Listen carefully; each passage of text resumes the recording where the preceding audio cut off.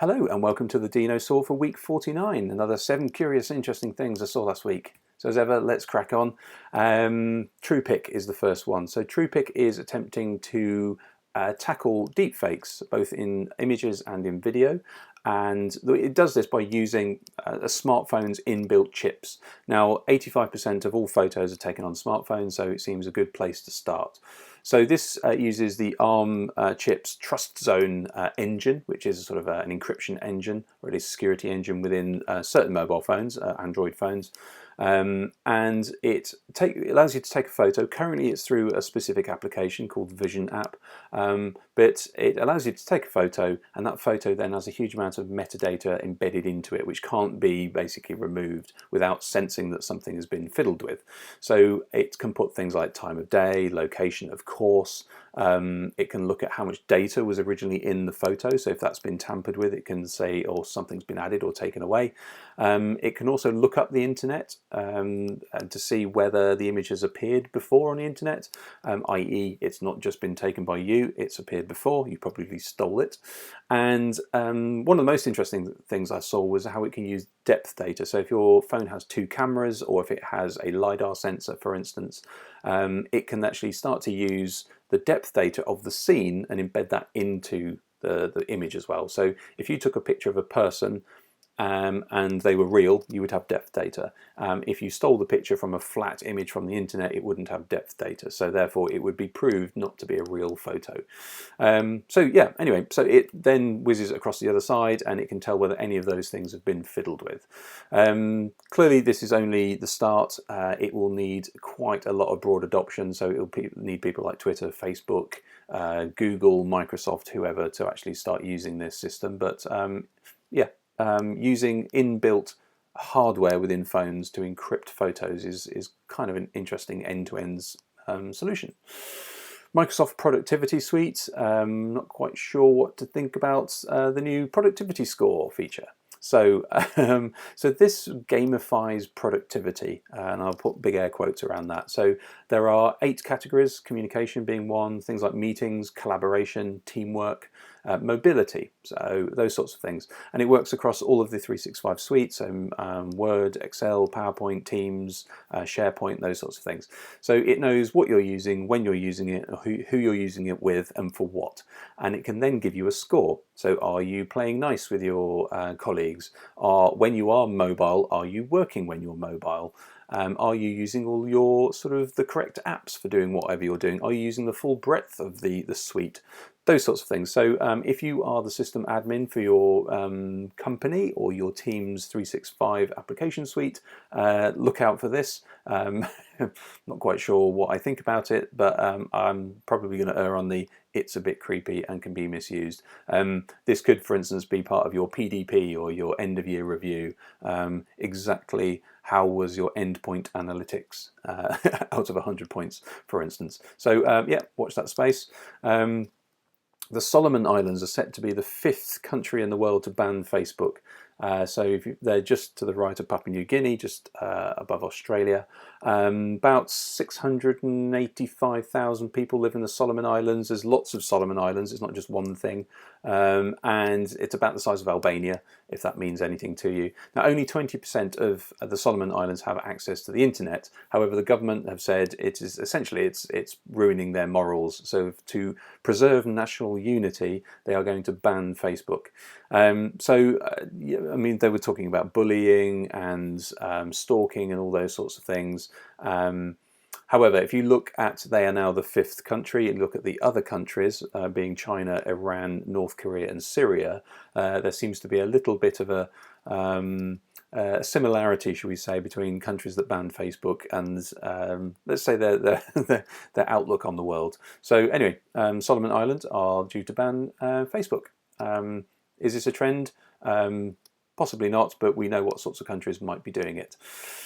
New interstellar engines, so I'm sure this is one you've been waiting for. So if you do want to escape our solar system and you need enough speed, you probably need to do the O-berth maneuver, which is essentially leave Earth, head over to Jupiter, slingshot around Jupiter, use Jupiter's gravity, head back towards the sun, and then slingshot past the sun and out on to interstellar space. Now we're all clearly concerned about this, and it takes a huge amount of energy to do this and a lot of calculations. So if you can use a little bit more power to get around the sun, it will actually give you far bigger exit velocity. So this is really neat. There's a great video, by the way, I'll put a link to it. It's a scientist who actually makes a good job at explaining this quite tricky subject. Essentially what it is a big shield covered in black foam. Within the black foam are tubes containing hydrogen gas, which come from a big sort of hydrogen gas tank. When you need some propulsion, i.e. when you're just about to go around the sun and you need that extra exit velocity, what you basically do is turn on the taps of the hydrogen goes through the black foam, which heats up, which then creates kind of expansion. The hydrogen then comes through a nozzle, which gives you propulsion. Now this is 3 times more efficient than a traditional, say, hydrazine engine. So yeah, so it's kind of neat how this might give us not deep space propulsion, so it's nothing too cool, but it will give you enough velocity to leave the solar system. So obviously it's a bit weird, but yeah, if you're talking about dinner table interstellar engines, this is a new one for your conversation. Amazon Sidewalk. So this has been activated on lots of devices, so things like the Ring, or if you've got any sort of Echo devices like the Dot, for instance. So what this does is it's edge computing. Now this has been talked about for a while, and edge computing allows lots of devices to talk between themselves and not necessarily each one of them have an internet connection.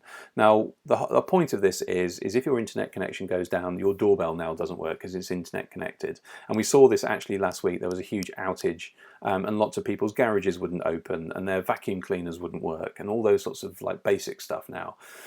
So what this does is anybody with one of these devices will now have Sidewalk, it can be activated, and when you opt into this, it will allow you to share about 80 megabits per second of bandwidth with any other device in your street, in your local area, creating a huge network.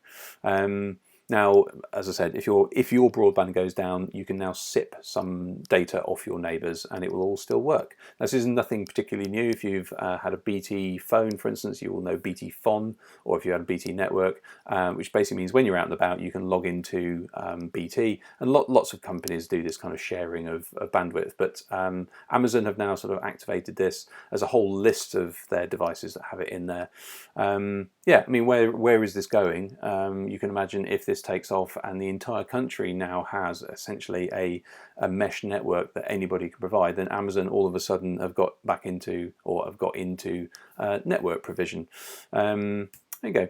TikTok has done a good thing. They have added consumer, or at least an option for consumer warnings against epileptic seizures. So 1 in 100 people suffer from epilepsy, and about 3% of those are photosensitive epilepsy. And that is, you are triggered by sort of flashing lights. Can be quite slow, so three flashes a second up to about 60 flashes a second. So if this happens, then obviously you might have a seizure. It's not always guaranteed, but it's just best avoided. Now, this is the second part of it, because just a short while ago they alerted creators that if they were about to upload a video that had that sort of pulsing light in it, then they would get a warning to say, do you want to re-edit it, or at least put a warning on it. And now this is the bit that actually the consumers actually get to see. So if you are about to watch a video that has already detected to have flashing lights in it, maybe it got through the system or whatever, then it will say, hang on, do you want to skip all similar videos like this from now on? Which is great. So if you're in broadcast world, then you try to do a TV advert, for instance, with flashing lights in it, it will already get picked up by the networks and you won't get it passed, basically. So this is really only just catching up with where broadcast has been for many years. But yeah, TikTok doing a good thing. And finally, this is a really neat system that takes an entire research paper and does what's called a TLDR, so too long didn't read. Now it uses AI to read the entire document and then summarize it in one sentence. So this is not the same as using an excerpt, or a lot of research papers have a kind of an executive summary essentially at the beginning. It doesn't use that. It actually tries to condense it and create a brand new overview in one sentence. So yeah, this is currently at work on Semantic Scholar. There are companies like, you know, Paper Digest, for instance, who will try and search for the best sentence in the paper that describes what it is, usually out of the top bit, but this actually uses AI to do a full description. As you can see here, it's doing a really good job. So I thought that was really neat. We need more of this in the world, so it's only a matter of time before, say, Outlook might have this really long email, here's what it's trying to say, or even PowerPoint I think could do with this. Or papers, you know, if you see an online publication and you just want to see what it is in one sentence, this would be great. So more of this, please. And there we are. If you enjoyed this week's edition, then give it a like. If you like the channel, then do that. Subscribe and all that goodness. So other than that, I will see you next week. Thank you.